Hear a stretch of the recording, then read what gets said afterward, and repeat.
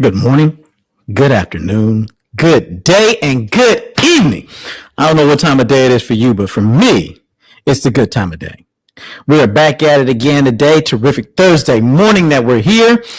And I'm glad that you're here with me today as we're going to watch this sunrise, get this sun rising again. Once again, I'm on the right side of the dirt. I get to watch the sunrise again on another wonderful day. And I get to talk to you guys again this morning about something or quite a few things. And I guess I'm chomping at the bit because two of them are something that's near and dear to me. There's quite a few things that we could talk about today. Favorite as far as sports athletes, people who've made various impacts within our lives today for Black history. And I guess, you know what? That's where I really want to get started at. But before we get started, let me do the whole YouTube thing. If you like the content we're putting out, give me the whole like, the comment, the subscribe, share the content that we're doing. I say here today.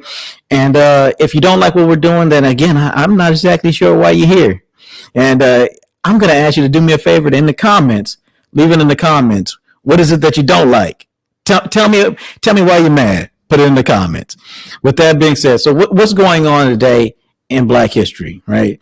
So today we are on the 28th of April. Not March. Yes, 28th of April. So on the 28th of April, what is going on the 28th of April? Back in history, back in time. What are we doing as far as what's significant that's going on in Black history? Well, one of the first things I want to talk about, and this is one I'm going to start here because for me, this is near and dear to my heart. Being someone who enjoys the law, enjoys talking about the law. And we're going to talk about some other aspects of the law today because I drank the Kool-Aid and did not do my research before forming this opinion, which is something you should never do, something I always tell everybody else never to do, something I normally don't do. And this time around, I did it. And I did it for a number of months. And I'm really feeling stupid and angry with myself. But before we get into that, let's talk about George Boyer Vachon. Right. So George Boyer Vachon today on the 28th graduated from Oberlin College.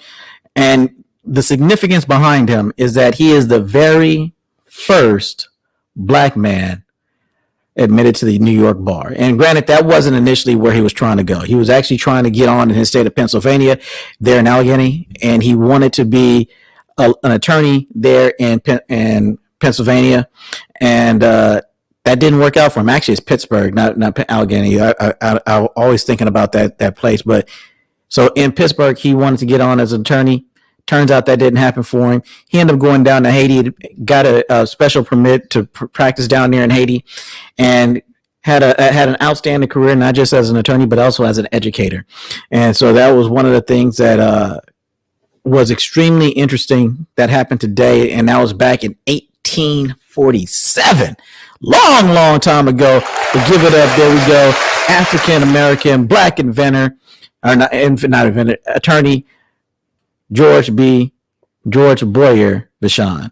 And I'm excited about that one. As I've been chomping at the bit to talk about the very first Black attorney there in New York City, George Boyer Vachon, first Black attorney there in New York City. And he had a very distinguished career, not just as an attorney, but also as an educator. Another thing that happened on this day, the 28th of April, way back in iniquity, 2 centuries ago, back in the 1800s, right? So in 1891, there was another significant thing that happened, not the one that I actually want to get to. I'm trying to build up. I'm trying to hold it back. I'm going to get there in a moment. But George Tolliver, this brother here, he is credited with the very first patent that came out for a ship propeller.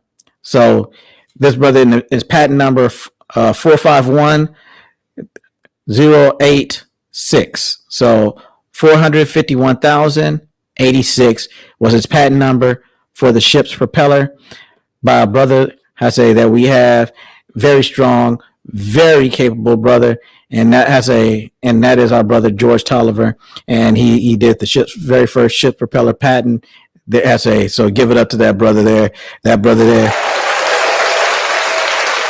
putting it down, and we have a sunrise behind me, and I'm enjoying seeing this sunrise, and we have the sun coming up. Thank you guys for being here with me this morning as we're getting the sun coming up and having a sunrise today. What else have we had that happened here today?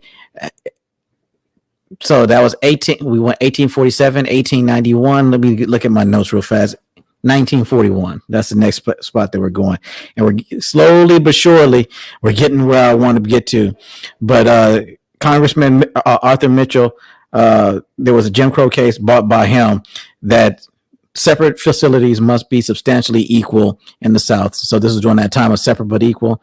A really real black eye, something that we're still battling against in this day and age, even today, in dealing with that stigma and the weight and burden of that period of time from slavery all the way until then under this continental United States.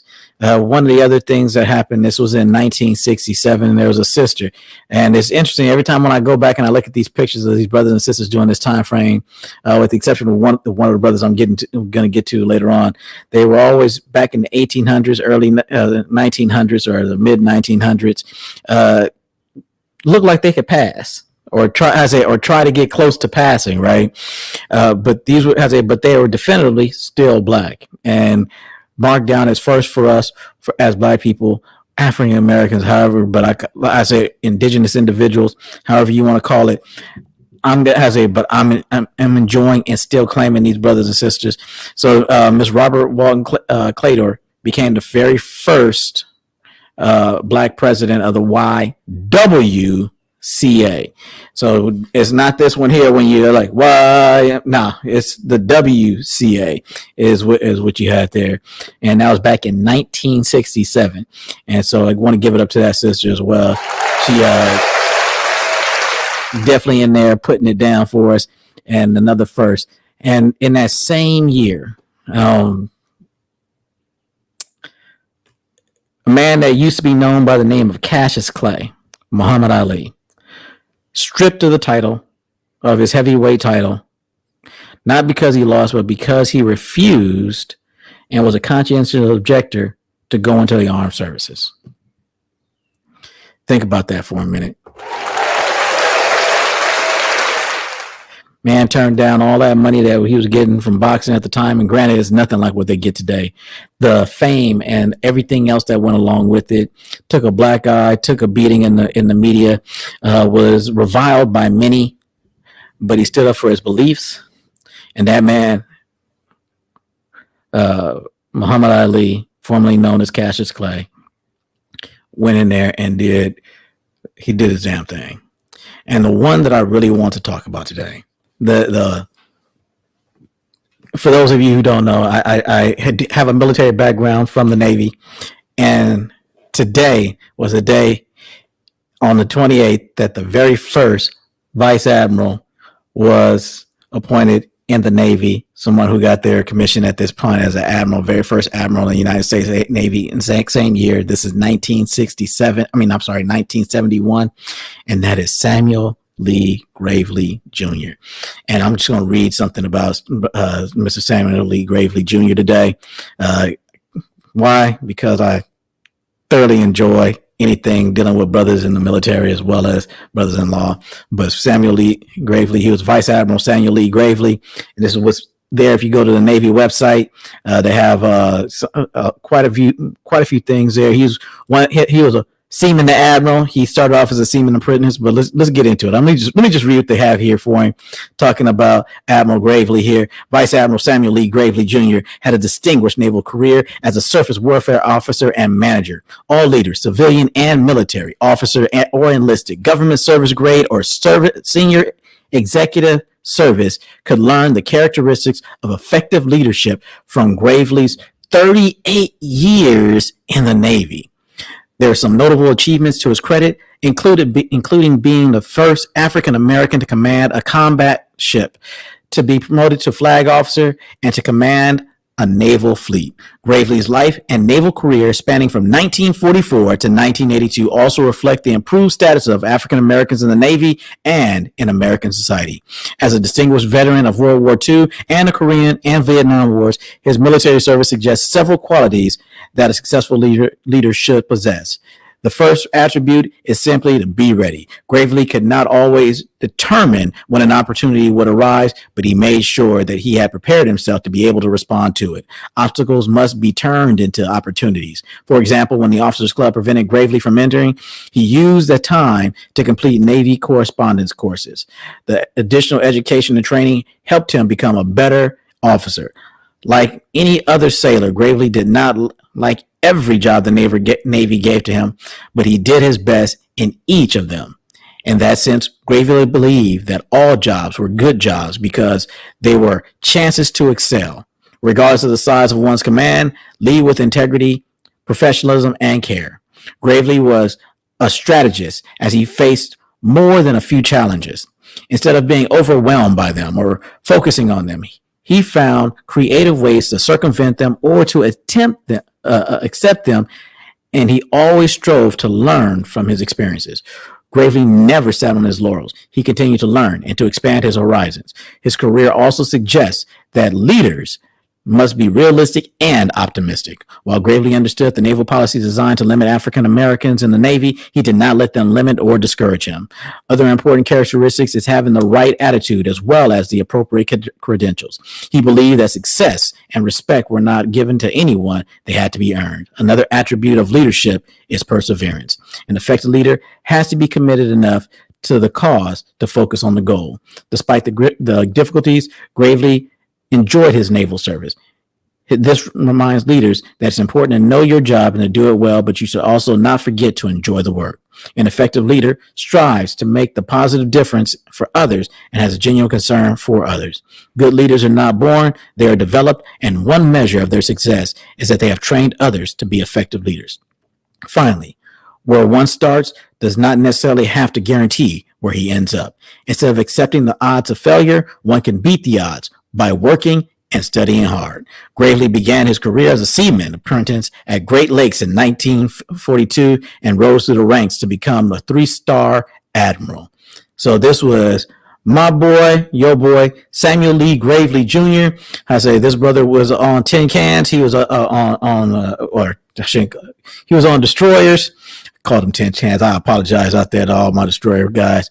I say and also all the cruiser guys out there as well. He was awarded Legion of Merit, Bronze Star, Meritorious Service Medal, and Navy Commendation Medal, among many others. And I say he passed here on October 22nd, 2004, after suffering a stroke. So you will be missed as an ancestor, brother. Appreciate the work you did. Hoo-yah, Navy. Continue on. And again, I'm enjoying this sunrise that we're doing this morning, going over quite a few interesting aspects of Black American history here in this country as it pertains, or I should call it as it pertains to just history, because it is essentially just history. Not Black American history, but history nonetheless. That being said, I kind of alluded to it a little earlier today, and we're not going to have an evening show, so let me just talk about a legal issue that I shouldn't have had as a legal issue, or a problem I shouldn't have had legally, right? And it's not really a legal problem per se. It was an issue that I had, and that I heard something that was repeated over and over and over again. And as many times as this thing was repeated, as many times as this thing was pushed, I took it at face value and I didn't do my homework. And when I did do my homework, all of a sudden I realized at that point that what I thought and what I had been told were two entirely different things. And you know what, let me do this, because as I talk about this, I'm going to give you guys an opportunity, if you guys want to, this morning. I know we're driving on in. I'm going to drop a link here. So if you want to hop on in and come talk to me a little bit this morning, feel free. The link is in the comments. But let's talk about this morning. What did I do? What did I do? Okay, here's what I did. And I'm going to, you know what, let me just completely embarrass myself right now. Let me share my screen on top of it. so that you guys can see exactly what it is that I did and why it is that I am upset with myself in this regard. So we're going to come over here. Forgive all this clicking noise that you have going on. That's me clicking away to get to the point where I can share this screen and let you see exactly what's there. But I am a dum-dum this morning because, well, it's not even this morning. I just figured I'm going to share it with you guys this morning. But what are we looking at here? We're looking at HR House Resolution 55, formerly known because it's now been integrated into it as the Emmett Till Anti-Lynching Act, right? So this is what I say. This is why would I be upset about the Emmett Till Anti-Lynching Act? Well, I'm upset because I didn't read it. I was thinking it was one thing and I was upset about it, and I even compared it to something else that I shouldn't have compared to, and I'm going to bring that up as well. But this one I'm going to read in its entirety because it's one of those things that when I looked at it, and let's make this bigger so that you guys can see exactly what it is and just how big of a dum-dum I am in regards to the Emmett Till Anti-Lynching Act that's up here on your screen right now. And let's look at it. So here's the act, and this is what came out of it. So HR 55, so it says, what is this for? It says enact. It says to amend Section 249 of Title 18 United States Code to specify lynching as a hate crime. Sounds great so far. Sounds outstanding. Okay, we're going to include lynching as a hate crime. It says being enacted. Okay, we're going to skip down a little bit here. And they gave it a really catchy title. They tossed in Emmett Till. They tossed in Anti-Lynching Act. They gave it a really catchy title here, which you see here in quotes, right? This is a really catchy title. This is something that, oh my goodness, let's get right behind it. This is something that the House and that the Congress, they passed this law, and this law is just for us. All right, so let's get into it. What is this law? So what are they going to do? So it says Section 249A of Title 18 United States Code is amended by adding at the end the following. So what are they going to do? They're going to take this thing here that we're going to read, and they're going to tack it on to the end of Section 249A of Title 18 United States Code. So they're going to give it an amendment. So we're going to see exactly what it is initially and why I'm upset. That's primarily why I'm upset. So what is it? So number 5, lynching. Whoever conspires to commit any offense under paragraphs 1, 2, or 3. Okay, so we got to know what 1, 2, and 3 are. Shall, if death or serious bodily injury as defined in section 2246 of this title results from the offense, be imprisoned for not more than 30 years, fined in accordance with this title, or both. So we're defining what the lynching is, and we have to know what sections 1, 2, and 3 are in order to understand this particular aspect of it on what they're talking about. This says other conspiracy. Whoever conspires to commit any offense under paragraphs 1, 2, or 3 shall, if death or serious bodily injury as defined under section 2246 of this title results from the offense, or if the offense includes kidnapping or an attempt to kidnap, aggravated sexual abuse, or an attempt to commit aggravated sexual abuse, or an attempt to kill, be imprisoned for not more than 30 years, fined in accordance with this title, or both. And then they go through the budgetary issues, and then you have the legislative history of it after that. But that's what it says, and that is the anti-lynching. And I'm like, okay, it didn't talk about mild violence or anything along those lines, but maybe that's talked about in 1, 2, and 3. So let's take a look at what 1, 2, and 3 is. Oh my goodness, what are we talking about here? What is 1, 2, and 3? Okay. So again, we're here under U.S. Code, house.gov. Okay. 18 USC 249 is the Hate Crimes Act. Wait, there's a Hate Crimes Act already on the book. Okay, so maybe it doesn't have anything for lynching, but 1, 2, and 3 is defined as lynching. Let's see what it's talking about here. So 249 Hate Crimes Act. So there's already a Hate Crimes Act on the books. There's already laws on the books for Hate Crime Act. Okay, so maybe as I let's see. Let's instead of just being upset, let's look this through. It says, in general, 1, offenses involving actual or perceived race, color, religion, or national origin. Whoever, whether or not acting under color of law, so whether you're acting, whether you're under law or not, willfully. So the mental state is that you willfully cause bodily injury to any person or through the use of fire, a firearm, a dangerous weapon, or an explosive or incendiary device attempts to cause bodily injury to any person because of the actual or perceived race, color, religion, or national origin of any person shall be in prison not more than 10 years, fined in accordance with this title, or both, and shall be in prison for a term of 10 of life, of years, or of for life. I apologize for that. Fined in accordance with this title, or both, if death results from the offense, or the offense includes kidnapping or an attempt to kidnap, aggravated sexual abuse, or an attempt to commit aggravated sexual abuse, or an attempt to kill. So that was one. Okay. That was pretty good. And it had 10 years as opposed to the 30 that's in the other one. So we added on the score of years. So, okay. So we bumped it up. We put a score of years in addition to the 10. So that's good. That's good. Okay. But that's part of it. Okay. So let's get under the next portion here. It says, offenses involving actual or perceived religion, national origin, gender, sexual orientation, gender identity, or disability. Okay.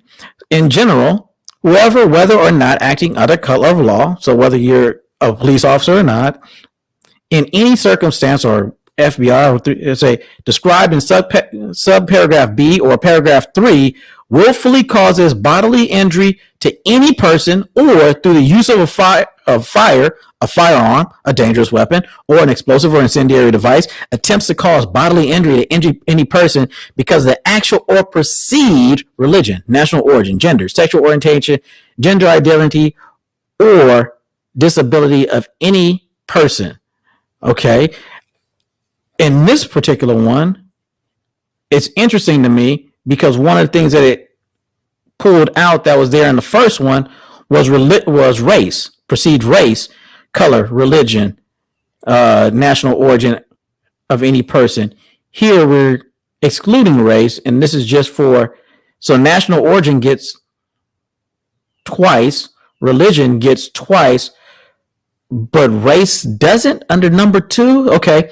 Let's go with it. Shall be in prison for not more than 10 years, fined in accordance with this title, or both, and shall be in prison for any term of year, or life. Okay, I think I've already read that. All right, so that is up under number 2, and then we get the B. Circumstances described for the purpose of subparagraph A. The circumstances described in this paragraph are that the conduct described in subparagraph A occurs during the course of or as a result of the travel of the defendant or the victim across the state line or a national border, or using the channel, facility, or instrumentality of interstate and foreign commerce. The defendant uses a channel, facility, or instrumentality of the interstate or foreign commerce in connection with the conduct described in subparagraph A. And again, this is not dealing with race in this particular one.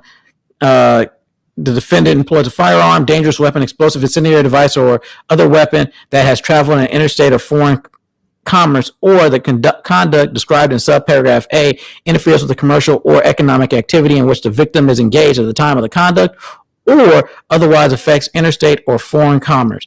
And the main issue I have with this one is, so in A, it made sure this portion of it here dealt with with religion, national origin, gender. I'm sorry, this is the one that I say number 2 is religion and national origin, everything, but we didn't add race to this second one down here. So as a offense, so we're covering it under 1. I would like to have seen same way that religion and national origin are covered under both 1 and 2. It would be nice if race was covered under both 1 and 2. However, let's continue. Offenses occurring, so this is number 3, occurring in special maritime or territorial jurisdictions of the United States. Whoever within the special maritime or territorial jurisdiction of the United States engages in conduct described in paragraph 1 or in paragraph 2A without regard to whether the conduct occurred in a circumstance described in paragraphs 2B shall be subject to the same penalty as prescribed in those paragraphs, guidelines, all process. So now we're getting guidelines, and then we get the anti-lynching portion that we covered before. So the Anti-Lynching Act that they touted for us essentially just gave you 30 years as opposed to 10. Not a bad deal. I'm not complaining about 30 years as opposed to 10. But what did it do besides add Emmett Till's name to the book? And if we are, and this is where I talk about the shell game that gets played. So we have the three branches of government, right? You have the legislative or the Congress who makes the laws. You have the executive who executes the laws, and you have the judicial who interprets whether or not the laws are good and everything within what it is that we're doing. And the issue that I'm having here is that the shell game right now is that the legislative is just passing these laws willy-nilly, and we already have laws on the books. The laws on the books already dealt with that. We're saying lynching just adds 20 years. We put a score of years. That's what lynching is. So if you do anything in 1, 2, or 3, whether it's at sea or not at sea, whether it deals with gender or race. So race is up under 1, and national origin and whatnot, that's up under both 1 and 2. But we already had laws on the books that covered this type of stuff. So I don't want, and this is going to be a shout out to you, Dre, because this is a Pyrrhic victory. That's exactly what this is. And initially, I'll be honest with you, because I'm like, why can't we just enforce what we already have on the books? How is it that you're going to call it a win? You didn't really give me anything additional, and you call this a win for black people. And it's not a win for black people. Did you say that number 2 also includes race for black people as well? If that's the case, okay, then I say that would be close to a win to say that we're included throughout all of it. All of it is something up under the Hate Crimes Act, right? So if you're trying to get against hate crimes, that would be it.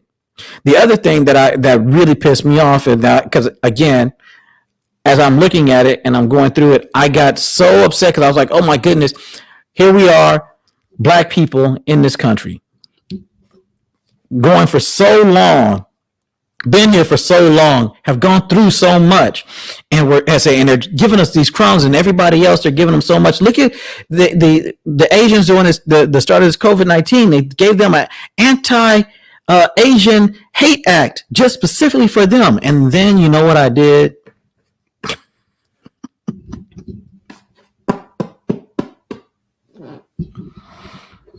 You know what I did? I read it. Let me enlighten you on the level of ignorance that I had initially that I am not proud of myself dealing with. Just the name alone should give you an idea of the Anti-Asian Hate Act that I was upset that we couldn't get something similar to us. They got shafted just like we did. You got to love Congress and how they word stuff and how they put it out as if this is a victory for us. This is actually, Dre, love that terminology that you reintroduced into the lexicon. This is a Pyrrhic victory.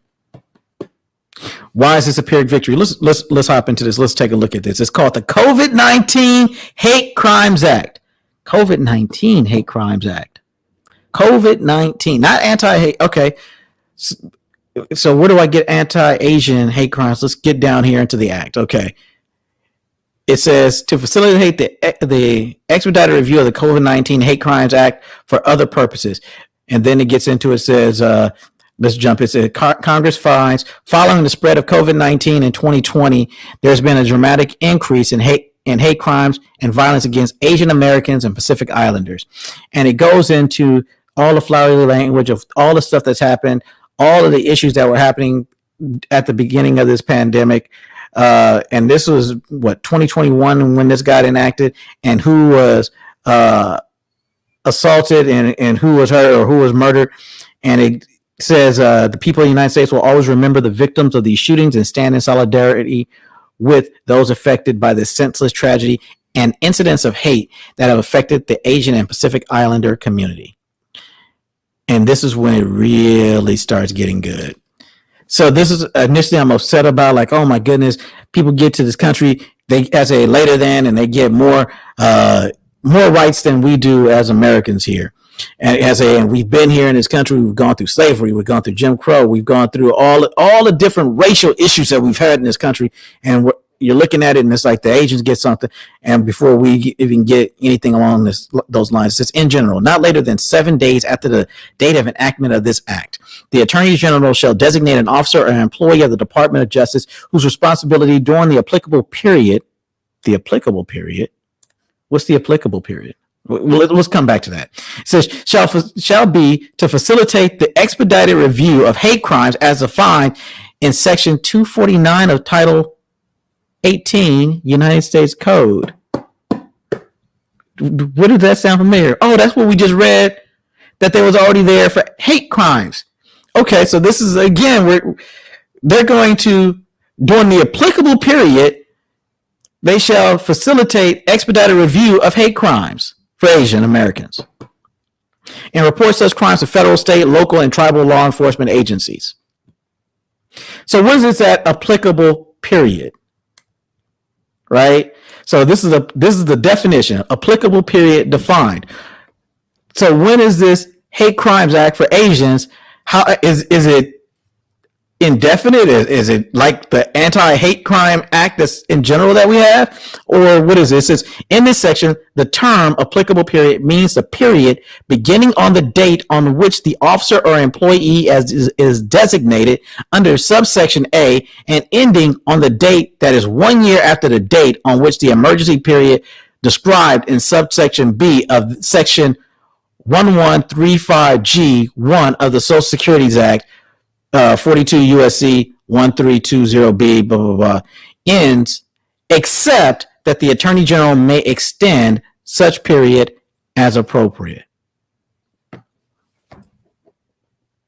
They have an end date, and it can be extended, but in general, because they're just hate crime acts, and they're going to be defined for a definite period unless the Attorney General extends. So here I am thinking that they got something really, really special as Asian Americans in this country. And it turns out they got shafted just like Black Americans did. And they touted it as a win.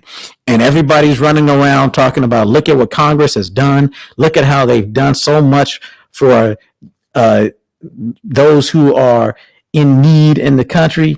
Look at how they've done so much for minorities of all different ilks, whether they be Black or Asian or anybody else, Latino. They're really looking out for us at this time. And it turns out that when you actually read what it is that they've done, they haven't done anything special. It's the exact same BS that we've been dealing with this entire time. And they've already had laws that have been on the books initially, Anti-Hate Crime Act, laws that have been on the books, because there's been certain interpretations, but nothing really substantial. Are there any laws that forces enforcement of it? Is there anything that says that the executive branch cannot enforce the laws that are there? I didn't see anything there. So now we're going back and forth, and essentially what it is that if we're seeing a rise in this, do we need new laws in order to address it, or did we just need to enforce the freaking laws that are on the books? I apologize. I hate when I do stupid things, and hearing certain things, and you hear it, and people are wearing their different colored ties, their blue and red ties, and they're talking about these things, and you're thinking that this is something that's really substantial, and in turn, it's just business as usual. And that's the upsetting part. That's the truly aggravating part at this point, is the fact that it's business as usual. And no matter how it is that you look at this, no matter how it is that you engage, we've had the laws, they've been on the books. We've had all of these things that we've been able to look at during this time frame.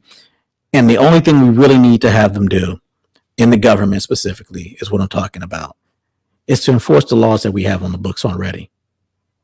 You already had laws on the books for hate crimes. And I'm glad that you've gone from 10 to 30 years. Things that involve murder should involve murder and should be subject to life imprisonment. But I'm really, really, really dumbfounded and struck with how they've painted this and put this out in the media as if they did something extremely good for the Black community with this Emmett Till anti-lynching bill. And what they did, they added a score of years on, right? What's the score of years? Is 20 more. It's 20 years, right? So they put 20 years on. It was 10. They've made it 30. And then everybody's talking about, look at what they did. They did this for the Asians before they ever did anything for Black Americans.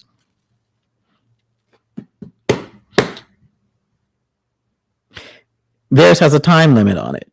There is a time limit on how long they're actually going to have to deal with it with this. Essentially, it's another addendum on just enforcement. They've legislated enforcement throughout the time of this pandemic.